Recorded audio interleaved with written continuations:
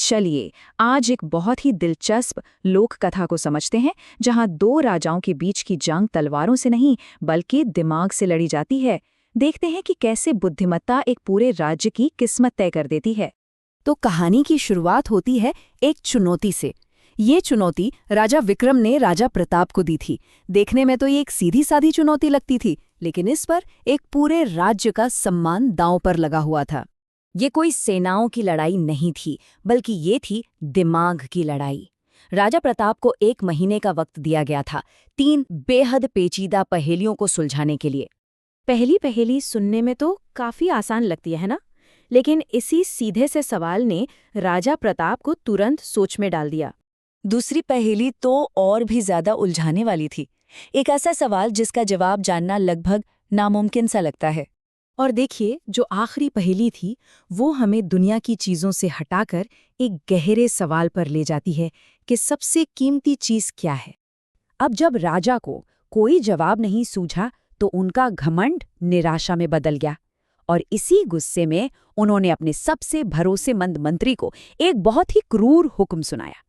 राजा ने अपने ही मंत्री की जान को दांव पर लगा दिया, और इसी धमकी की वजह से मंत्री के बेटे अभय को अपनी जान बचाने के लिए राज्य छोड़कर भागना पड़ा। जरा सोचिए, एक तरफ जान बचाने की जल्दी, दूसरी तरफ प्यास से बुरा हाल। लेकिन ऐसे में भी अभय ने अपने उसूल नहीं छोड़े। उसके इसी अच्छे बर्ताव पर नजर पड़ी एक बहुत ही समझदार लड़की नैना की। अब यहाँ से कहानी एक बड़ा ही मजेदार मोड़ लेती है। नैना अभय की समझदारी को परखना चाहती थी, पर सीधे सीधे नहीं, बल्कि अपनी ही पहेलियों से। नैना ने अपने पिता को बाजार भेजा, पर एक अजीब सी शॉपिंग लिस्ट देकर। जब वो कुछ समझ नहीं पाए तो अभय ने झट से सारी पहेलियां सुलझा दी। इससे ये तो साफ हो गया कि वो जितना नेक था उतना ही बुद्धिमान भी था। अभय की इस काबिलियत को देखकर नैना काफी प्रभावित हुई। उसने मदद के लिए हाँ तो कर दी, लेकिन एक शर्त पर। और शर्त थी कि अभय को उससे शादी करनी होगी। लेकिन शादी के साथ एक और शर्त थी। नैना चाहती थी कि उसे 2 दिनों के लिए राजा के महल में दिन हो या रात आने जाने की पूरी आज़ादी मिले। और ये कोई महल देखने के लिए नहीं था, ये एक बहुत सोची समझी चाल थी।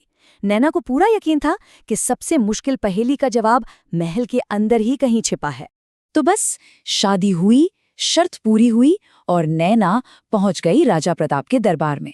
और फिर उसने एक एक करके पहेलियों के जवाब देना शुरू किया। उसने पहली पहेली से शुरुआत की और एक ऐसा जवाब दिया जो एकदम सादा था, सटीक था और जिसे कोई झुठला नहीं सकता था। उसका दूसरा जवाब भी उतना ही गहरा था, एक ऐसी सच्चाई जिसे दुनिया का कोई भी राजा अपनी दौलत से नहीं बदल सकता। लेकिन जब बारी आई तीसरी और सबसे मुश्किल पहेली की, तो नैना का तरीका बिल्कुल ही अलग था। उसने सीधा जवाब नहीं दिया, बल्कि उसने राजा का ध्यान उसी के महल की तरफ खींच लिया, जिससे सस्पेंस और भी बढ़ गया। और यहीं पर उसकी असली समझदारी सामने आती है। नैना ने बताया कि उसे जो 2 दिन महल में आने जाने की छूट मिली थी, उसमें उसने रानी और एक सेवक के बीच चल रहे एक गुप्त रिश्ते का पता लगा लिया था।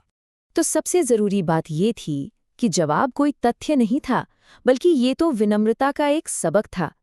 नैना का मतलब था कि अगर एक राजा अपनी ही छत के नीचे हो रहे धोखे से बेखबर है, तो फिर कोई इंसान प्रकृति के उन रहस्यों को कैसे जान सकता है जिन्हें जानना नामुमकिन है।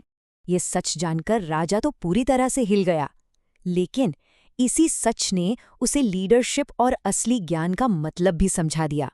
और आखिरकार राजा ने अपना सिंहासन छोड़ दिया।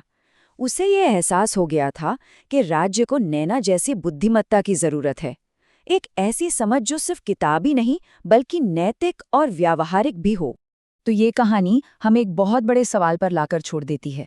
असली बुद्धिमत्ता है क्या? सिर्फ मुश्किल पहेलियां पूछ लेना और उनके जवाब दे देना, या फिर जिंदगी और अपने आसपास की दुनिया की गहरी सच्चाइयों को समझना?